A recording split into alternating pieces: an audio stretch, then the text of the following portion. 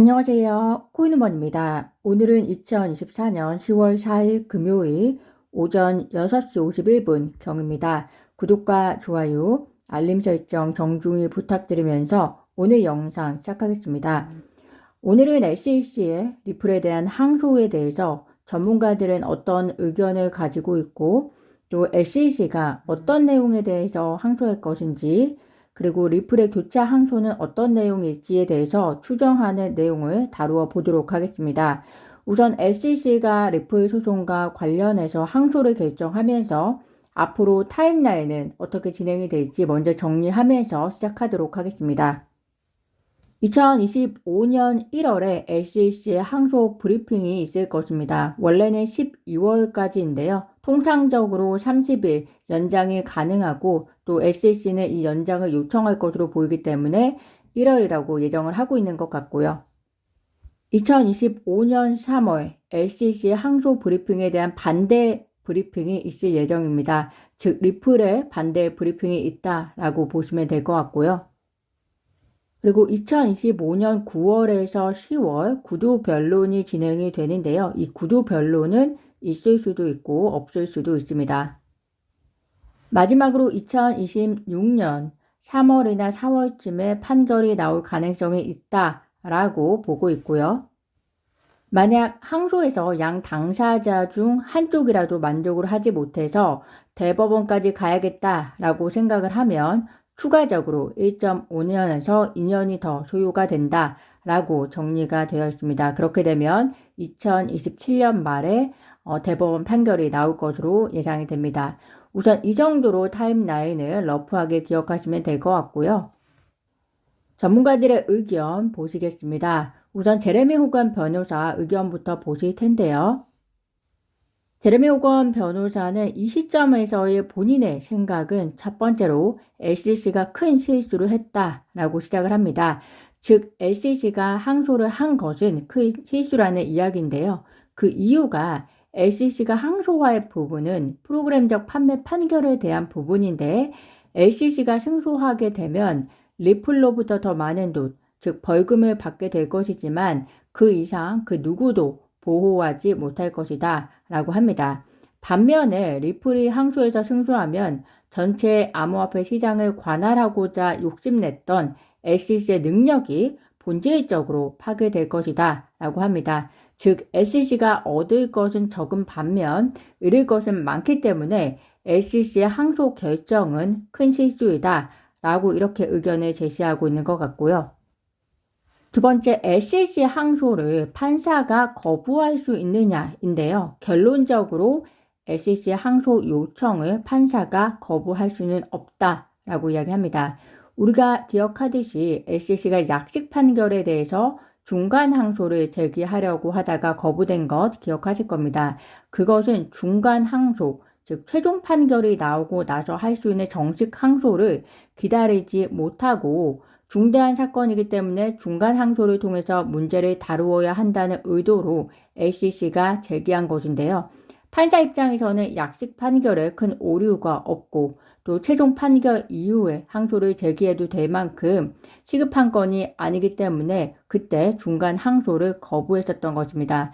이 말은 즉 최종 판결 이후에 항소라는 것은 하나의 권리이기 때문에 중간 항소처럼 판사가 거부할 수 있는 성격의 것이 아니다 라고 이해하시면 될 것 같습니다.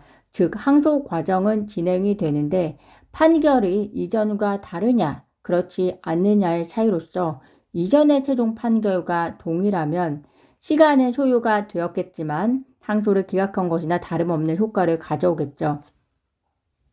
그렇다면 SEC 항소 관련 승패의 가능성이 궁금하실 겁니다. 제레미 호건 변호사에 의하면 통계적으로나 그리고 판사가 작성한 사실에 근거해 볼 때나 SEC는 패소할 가능성이 매우 높다라고 이야기합니다.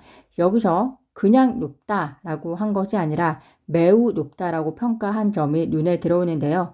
그럼에도 불구하고 만약에 혹여나 SEC가 항소에서 승리하더라도 XRP와 그리고 리플의 사용에 관해서는 아무것도 변하지 않을 가능성이 매우 높다라고 이야기를 합니다.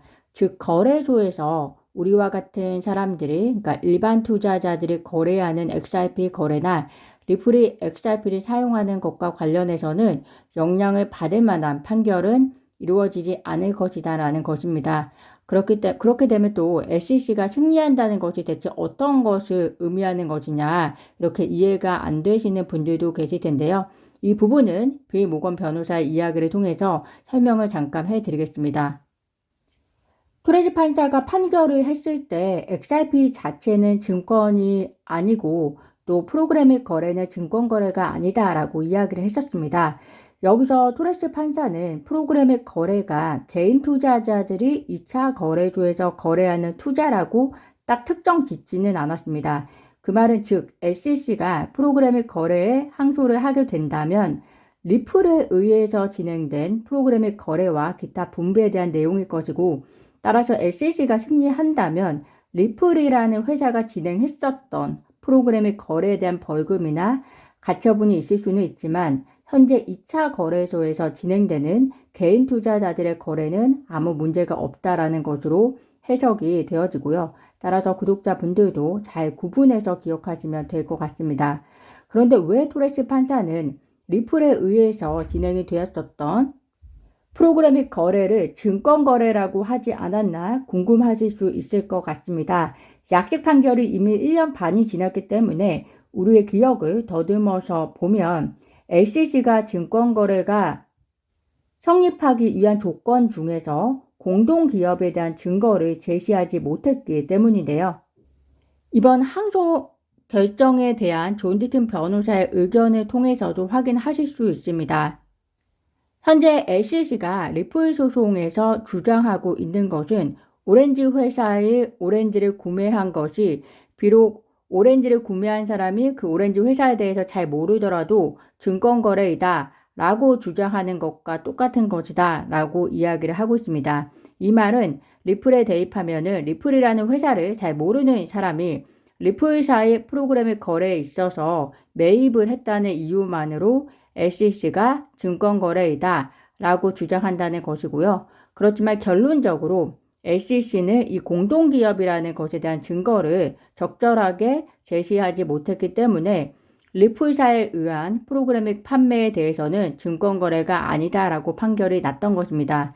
정리하자면 SEC가 항소에서 승리하더라도 개인 투자자들이 2차 거래소에서 거래하는 거래나 리플의 현재 송금 결제 사업에 있어서 XRP를 사용하는 것이나는 변화가 없을 가능성이 매우 높고, 리플사가 과거 진행했었던 프로그래밍 거래에 대한 벌금 혹은 그런 형태가 다시는 이루어지지 않도록 하는 가처분 정도의 판결이 SEC가 가져갈 수 있는 승리이다 라고 생각하시면 될 것 같습니다.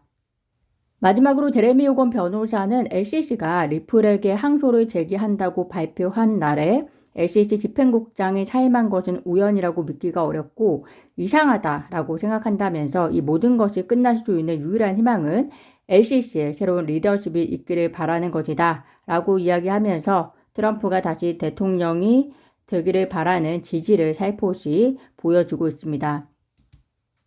어떤 엑셀 사용자가 트럼프가 대통령이 되고 SEC가 새로운 지도자가 생겨났을 때 이번 항소 진행에 있어서 가장 좋은 시나리오가 무엇이냐라고 물었는데요. 제레미 호건 변호사는 SEC가 항소를 드랍할 수 있을 것이다 라고 이야기를 하고 있습니다.